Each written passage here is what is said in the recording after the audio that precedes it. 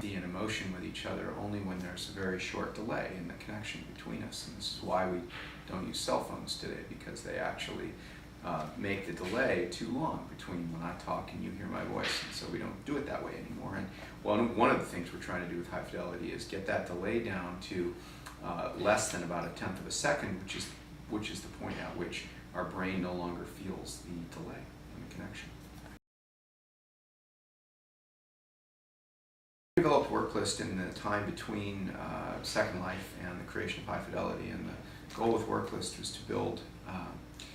a work system that would allow lots of people participating in an open source project to make smaller contributions than you would when you were if you were working full time on something. We've actually done hundreds of thousands of dollars of work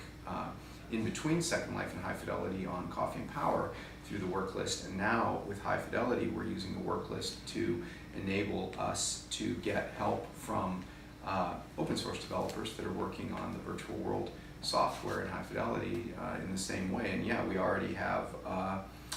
don't even know the number off the top of my head, but we have a bunch of people that are actively submitting changes and getting paid for the work they're doing with High Fidelity through WorkList. Well, I've chosen to work on problems in my life that are hard problems that are require a lot of creativity and openness in the thinking about how you solve them. You know, I've specifically chosen to focus in most of my life's work on virtual reality and on online systems, and there are just so many big engineering and product and thinking and design challenges there that are almost beyond the reach of us as human beings, and so it's been fun to work on different management tools and strategies for working together that accommodate that kind of a problem. You know, we increasingly have these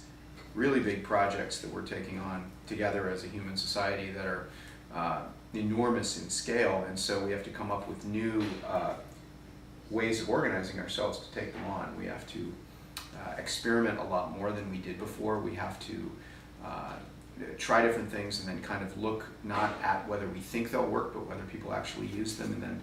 kind of reinforce the things that work and suppress the things that don't work. And so I've done a lot of thinking and a lot of work on how to organize companies in a way that fits that. Yeah, I've been interested in meditation as a technique for, in part, for compensating for the huge amount of information while taking it. And I think that as our technological tools connect us closer together and allow us to take in more information, you know, in a day than we, you know, historically have. You know, we take in more data now in a few days than historically people, you know, might have taken in months or, you know, years, and that data causes a lot of noise in our brain as we try to make sense of it all. And obviously, there's lots of impacts on society and kids and, you know, the world of all that information. And I think one of the ways that we must, as a population, kind of deal with that is to give ourselves a space to meditate, to probably strategies for, you know, getting ourselves to kind of meditate. That is to disconnect from all the signals that are coming in, and then do something with our mind that helps us to digest and make sense of all of that. And so I've been actively meditating for about 5 years now, and the experience has been a very compelling one in that you can find the answers to things and lower your stress levels and have a better feeling of what to do next when you meditate. And